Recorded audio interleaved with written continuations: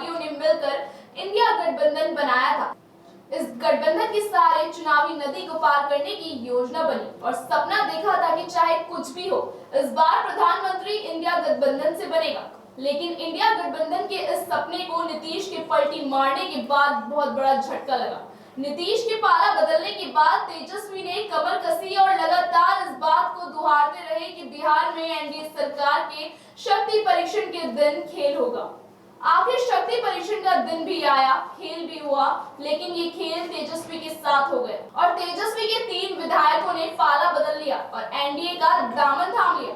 बिहार में विधानसभा बजट सत्र चल रहा है और तेजस्वी विधानसभा में न होकर जन विश्वास यात्रा पे है और जनता का विश्वास जीतने की कोशिश कर रहे हैं। तेजस्वी इस यात्रा से जनता का कितना विश्वास जीत पाते हैं ये तो बाद में पता चलेगा। फिलहाल वो अपने गठबंधन में शामिल विधायकों का विश्वास खोते नजर आ रहे हैं। कांग्रेस के 2 और आरजेडी के 1 विधायक ने पाला बदलकर बीजेपी का दामन थाम लिया। आइए आपको सुनवाते हैं कि पाला बदलने वाले विधायकों का इस पर क्या कहना है। भगवा पहन के ओढ़ के आए हैं लोग। बस थोड़े देर इंतजार करिए, सारा न्यूज आप लोग को मिल जाएगा। सिर्फ 3 या और भी? ये सब आपको मिल जाएगा अभी तुरंत।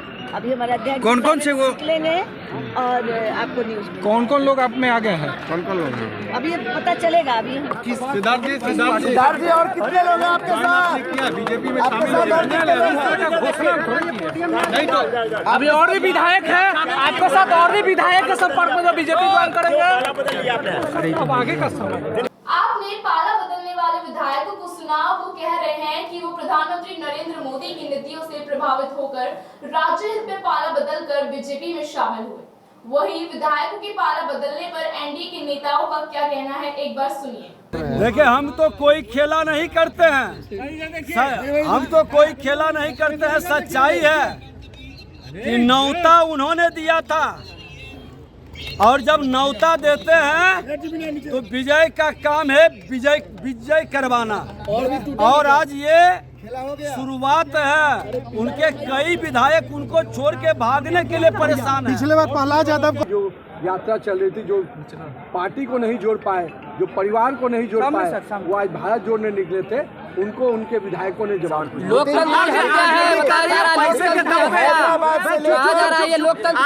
आरजेडी कह रही है कि पैसे के दम पर विधायकों को तोड़ा जा रहा है। जी, जिस दिन आपने ट्वीट कराया था कि आज बहुत बड़ा खेला होगा, 17 विधायक है, वो कौन सा लोकतंत्र का खूबसूरती था? नीचे करो ना जी यार, पीछे थोड़ा सारे के सारे विधायक जनता पार्टी एनडीए में होंगे। सारे भी तो कह रहे थे कि इधर से टूटेंगे, लेकिन उनके ही प्लेट टूट रहे हैं सर। खेला उल्टा हो गया। जो खेला खेल रहे थे उल्टा दाव पड़ गया है। सारे जो माननीय विधायक जो आज आए हैं, सबों का हम स्वागत करते हैं, अभिनंदन करते हैं। और आने वाले समय में पूरा जो महागठबंधन है ताश के पत्ते तो बिखर जाएगा जाकर के लोकसभा चुनाव आते हैं। बीजेपी अब सबसे बड़ी पार्टी हो गई क्या? आने वाले समय में ये भी टारगेट है क्या आप लोगों का? अकेले ऐसे भी भाजपा बड़ी पार्टी है पूरे देश भर में जाकर के, अब बिहार में बड़ी पार्टी जाकर के हम हैं जाकर के। और आने वाले समय में भाजपा और मजबूत होगी जाकर के। और लोकसभा चुनाव में मैं देख रहा हूँ जो सीन दिख रहा है जाकर के है, वहाँ आरजेडी के लोग हों और कांग्रेस के लोग हों, बड़ी संख्या में भारतीय जनता पार्टी एनडीए को आने वाले हैं। उन सबका हम स्वागत करते हैं जाकर के।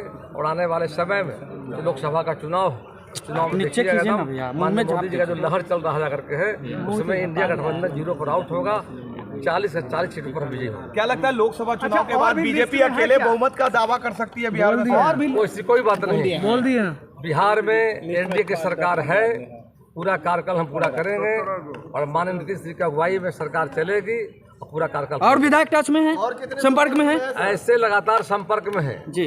अब देखते जाइए आप, दिखाओ नंबर कितने? बता दीजिए विश्वास मत था जाकर के। नंबर कितने हैं? शुरू हुआ अब खेला जो उल्टा पड़ गया तेजस्वी जो को जाकर के। अब आने वाले समय में मैं समझता हूँ कांग्रेस और ये लोग ऐसे हैं जिन लोगों पर यह आरोप लग रहा है राष्ट्रीय जनता दल के लोगों पर कि अपने 17 महीने के कार्यकाल में आर्थिक खेला किया है।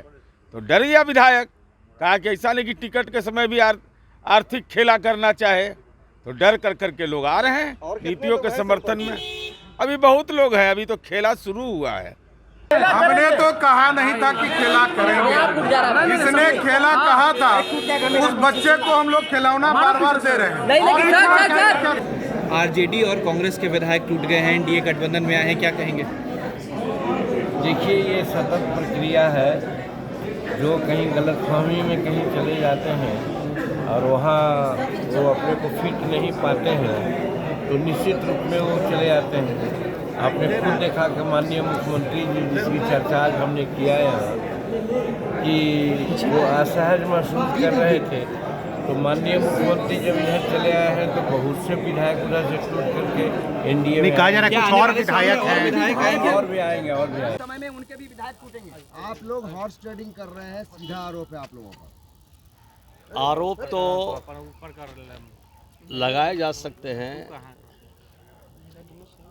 उनको कौन रोक सकता है, लेकिन पहले जो शुरुआत आपने किया कि खेला होगा बिहार में, अब उनके विधायक खेल रहे हैं और वो खेला दूसरी जगह कर रहे हैं, तो पहले तो जो संवैधानिक पद पर बैठा है, नेता विपक्ष की भूमिका अदा कर रहा है, अगर उसके जबान से इस तरह का बात निकलता हो कि खेला होगा, तो खेला में खुद वो फंसे हैं, इसका जवाब तो वही ना दे सकते हैं कि किस तरह से खेला वो करना चाहते थे, किस तरह से खेला में वो असफल रहे। इसका जवाब अच्छा से वही दे सकते हैं जो खेला करना चाहते हैं। अपने विधायकों के पाला बदलकर बीजेपी में शामिल होने के बाद कांग्रेस और आरजेडी के नेता क्या बोल रहे हैं, सुनिए। मतदारों का पूरा समा बंधा हुआ हो तो उसमें कौन किस प्रलोभन में जाएगा उसका अंदाज़ा नहीं होता।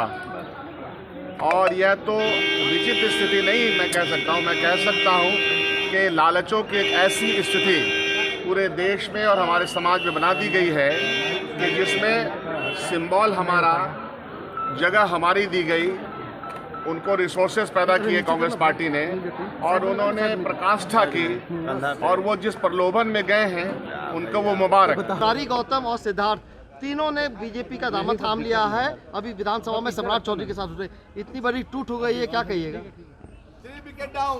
इसको टूट नहीं कह सकते हैं।